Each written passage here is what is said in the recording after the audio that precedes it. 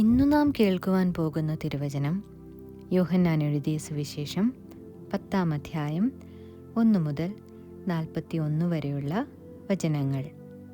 യോഹന്നാൻ എഴുതിയ സുവിശേഷം 10-ാം അധ്യായം 1 മുതൽ 41 വരെയുള്ള വചനങ്ങൾ. ആമീൻ ആമീൻ, ഞാൻ നിങ്ങളോട് പറയുന്നു, ആട്ടിൻ തൊഴുത്തിൽ വാതിൽ വഴിയായി കടക്കാതെ വേറെ വഴിയായി കയറുന്നവൻ കള്ളനും കവർച്ചക്കാരനും ആകുന്നു. വാതിൽ വഴി കടക്കുന്നവനോ ആടുകളുടെ ഇടയനാകുന്നു. അവന് വാതിൽ കാവൽക്കാരൻ തുറന്നുകൊടുക്കുന്നു. ആടുകൾ അവൻ്റെ ശബ്ദം കേൾക്കുന്നു. തൻ്റെ ആടുകളെ അവൻ പേർ ചൊല്ലി വിളിച്ചു പുറത്തു കൊണ്ടുപോകുന്നു. തനിക്കുള്ളവയെ ഒക്കെയും പുറത്തു കൊണ്ടുപോയ ശേഷം അവൻ അവയ്ക്ക് മുൻപായി നടക്കുന്നു. ആടുകൾ അവൻ്റെ ശബ്ദമറിഞ്ഞ് അവനെ അനുഗമിക്കുന്നു. അന്യന്മാരുടെ ശബ്ദം അറിയായ്കകൊണ്ട് അവ അന്യനെ അനുഗമിക്കാതെ വിട്ടോടിപ്പോകും. ഈ സദൃശ്യം യേശു അവരോട് പറഞ്ഞു. എന്നാൽ തങ്ങളോട് പറഞ്ഞത് ഇന്നത് എന്ന് അവർ ഗ്രഹിച്ചില്ല.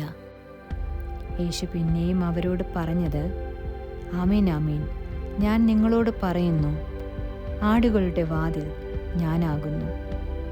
എനിക്ക് മുൻപേ വന്നവർ ഒക്കെയും കള്ളന്മാരും കവർച്ചക്കാരും അത്രേ. ആടുകളോ അവരുടെ വാക്കു കേട്ടില്ല. ഞാൻ വാതിലാകുന്നു. എന്നിലൂടെ കടക്കുന്നവൻ രക്ഷപ്പെടും. അവൻ അകത്തു വരികയും പുറത്തു പോകുകയും മേച്ചിൽ കണ്ടെത്തുകയും ചെയ്യും. മോഷ്ടിപ്പാനും അറുപ്പാനും മുടിപ്പാനുമല്ലാതെ കള്ളൻ വരുന്നില്ല. അവർക്ക് ജീവനുണ്ടാകുവാനും സമൃദ്ധിയായി ഉണ്ടാകുവാനും അത്രേ ഞാൻ വന്നിരിക്കുന്നത്. ഞാൻ നല്ല ഇടയനാകുന്നു. നല്ല ഇടയൻ ആടുകൾക്ക് വേണ്ടി തൻ്റെ ജീവനെ കൊടുക്കുന്നു. ഇടയനും ആടുകളുടെ ഉടമസ്ഥനുമല്ലാത്ത കൂലിക്കാരൻ ചെന്നായ് വരുന്നത് കണ്ട് ആടുകളെ വിട്ട് ഓടിക്കളയുന്നു. ചെന്നായ് അവയെ പിടിക്കുകയും ചിതറിച്ചു കളയുകയും ചെയ്യുന്നു. അവൻ കൂലിക്കാരനും ആടുകളെക്കുറിച്ച് വിചാരമില്ലാത്തവനുമല്ലോ. ഞാൻ നല്ല ഇടയൻ. പിതാവിനെ അറിയുകയും ഞാൻ പിതാവിനെ അറിയുകയും ചെയ്യുന്നതുപോലെ ഞാൻ എനിക്കുള്ളവയെ അറിയുകയും എനിക്കുള്ളവ എന്നെ അറിയുകയും ചെയ്യുന്നു. ആടുകൾക്ക് വേണ്ടി ഞാൻ എൻ്റെ ജീവനെ കൊടുക്കുന്നു. ഈ തൊഴുത്തിൽ ഉൾപ്പെടാത്ത വേറെ ആടുകൾ എനിക്കുണ്ട്. അവയെയും ഞാൻ നടത്തേണ്ടതാകുന്നു. അവ എൻ്റെ ശബ്ദം കേൾക്കും. ഒരാട്ടിൻ കൂട്ടവും ഒരിടയനുമാകും. എൻ്റെ ജീവനെ വീണ്ടും പ്രാപിക്കേണ്ടതിന് ഞാൻ അതിനെ കൊടുക്കുന്നത് കൊണ്ട് പിതാവ് എന്നെ സ്നേഹിക്കുന്നു. ആരും അതിനെ എന്നിൽ നിന്ന് എടുത്തു കളയുന്നില്ല. ഞാൻ തന്നെ അതിനെ കൊടുക്കുന്നു. അതിനെ കൊടുപ്പാൻ എനിക്ക് അധികാരമുണ്ട്. വീണ്ടും പ്രാപിപ്പാനും അധികാരമുണ്ട്. ഈ കൽപ്പന എൻ്റെ പിതാവിൽ നിന്ന് എനിക്ക് ലഭിച്ചിരിക്കുന്നു. ഈ വചനം നിമിത്തം യഹൂദന്മാരുടെ ഇടയിൽ പിന്നെയും ഭിന്നത ഉണ്ടായി.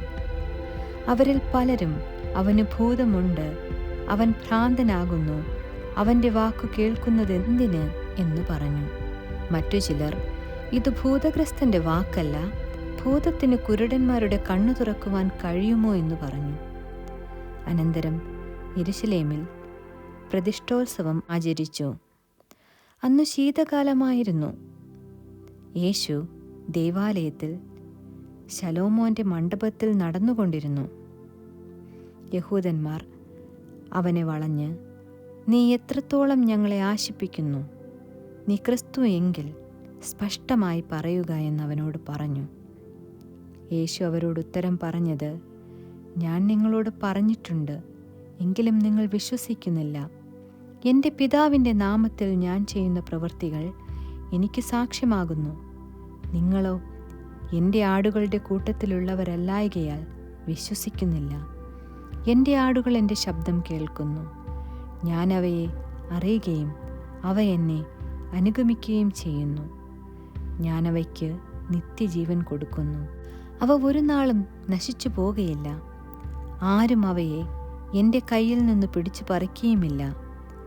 അവയെ തന്നിരിക്കുന്ന എൻ്റെ പിതാവ് എല്ലാവരിലും വലിയവൻ. പിതാവിൻ്റെ കയ്യിൽ നിന്ന് പിടിച്ചു പറിപ്പാൻ ആർക്കും കഴിയുകയില്ല.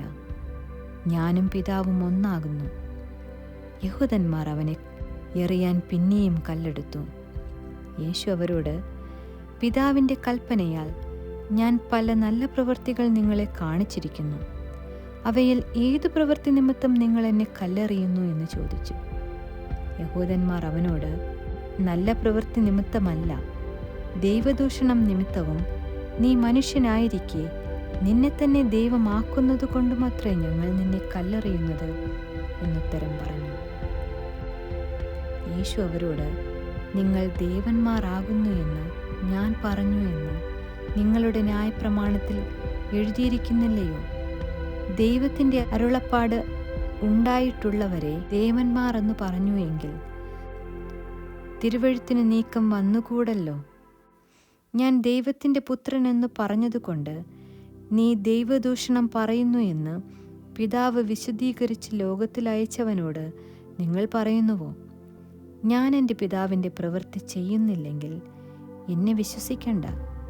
ചെയ്യുന്നു എങ്കിലോ എന്നെ വിശ്വസിക്കാതിരുന്നാലും പിതാവ് എന്നിലും ഞാൻ പിതാവിലും എന്ന് നിങ്ങൾ ഗ്രഹിച്ച് അറിയേണ്ടതിന് പ്രവൃത്തിയെ വിശ്വസിപ്പിൻ. അവർ അവനെ പിന്നെയും പിടിക്കുവാൻ നോക്കി. അവനോ അവരുടെ കയ്യിൽ നിന്ന് ഒഴിഞ്ഞുപോയി. അവൻ യോർദാനക്കരെ യോഹന്നാൻ ആദിയിൽ സ്നാനം കഴിപ്പിച്ചു കൊണ്ടിരുന്ന സ്ഥലത്ത് പിന്നെയും ചെന്ന് അവിടെ പാർത്തു. പലരും അവൻ്റെ അടുക്കൽ വന്ന്, യോഹന്നാൻ അടയാളമൊന്നും ചെയ്തിട്ടില്ല, എന്നാൽ ഇവനെക്കുറിച്ച് യോഹന്നാൻ പറഞ്ഞതൊക്കെയും സത്യമായിരുന്നു എന്ന് പറഞ്ഞു. അവിടെ പലരും അവനിൽ വിശ്വസിച്ചു. ആമേൻ.